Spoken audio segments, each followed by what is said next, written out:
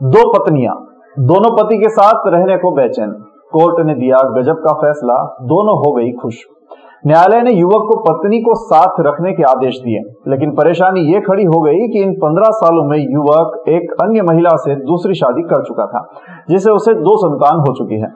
Court के फैसले के बाद युवक की पहली पत्नी उसके साथ रहने जा पहुंची, जिससे युवक की बसी बसाई गृहस्थी में फिर से भूचाल आ गया। मध्य प्रदेश के उज्जैन में महिला थाने के परामर्श केंद्र पर एक अजीबोगरीब मामला सामने आया। यहाँ 2 पत्नियां इस बात के लिए विवाद कर रही थी कि उन्हें अपने पति के साथ ही रहने दिया जाए। दोनों ही पत्नियां पति को छोड़ना नहीं चाहती थी। इस पर परामर्श न्यायालय ने पति को आदेश दिया कि महीने में 15 दिन उसे पहली पत्नी के साथ रहना होगा और बाद के 15 दिन दूसरी पत्नी के साथ ही उसे यह हिदायत भी दी गई कि अब उनके बीच कभी कोई लड़ाई झगड़ा नहीं होना चाहिए। पूरा मामला कुछ इस प्रकार है। घटिया में रहने वाले एक व्यक्ति का 15 साल पहले बामोरा में रहने वाली एक महिला के साथ विवाह हुआ था। कुछ समय तक तो पति पत्नी के बीच सब कुछ ठीक चलता रहा और उन्हें एक लड़का भी हुआ, लेकिन पति पत्नी के बीच धीरे धीरे मनमुटाव होने लगा। बढ़ती लड़ाई न्यायालय की चौखट तक पहुंची।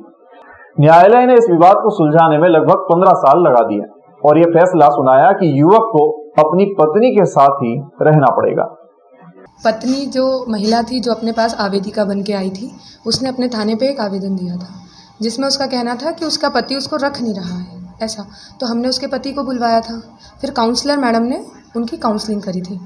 तो काउंसलर मैडम ने उनसे पूछा, तो उनका क्या है डिसीज़न ये हुआ कि एक पहले दिन जब काउंसलिंग हुई तो उनका कोई डिसीज़न नहीं आया। तो हमने उनसे बोला कि आप न्यायालय की शरण लें, क्योंकि थोड़ा पेचीदा मामला था उनका और जो कोर्ट में ऑलरेडी उनका मामला चल रहा था। तो हम लोगों ने कहा कि आप न्यायालय जाके उनसे न्यायालय की शरण ले लें।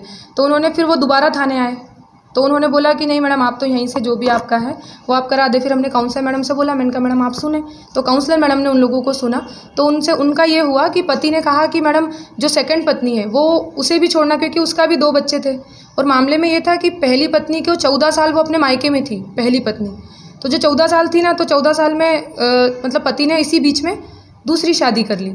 अब ये क्या कैसे, ये तो हमें नॉलेज नहीं है उनके बीच क्या सिचुएशंस बनी। फिर उसके बाद जब सेकंड उन्होंने शादी कर ली, फिर ये पत्नी का जो भी 14-15 साल बाद डिसीज़न आया, उसके बाद ये फिर पहली पत्नी इनके साथ रहने लगी।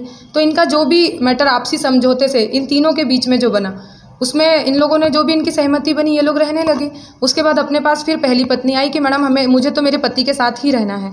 तो उनको समझाया, तो पति ने बोला कि मैडम मैं दोनों का खर्चा उठाने को तैयार हूँ, मैं सब मतलब दोनों को, किसी को भी मैं किसी एक के साथ अन्याय नहीं करना चाहता हूँ। तो काउंसलर मैडम से उन्होंने बोला कि एक काम करें मैडम, आप उनसे बोलें कि मतलब मैं थोड़े दिन इनके साथ रहना चाहता हूँ, पति बोले, और थोड़े दिन इनके साथ।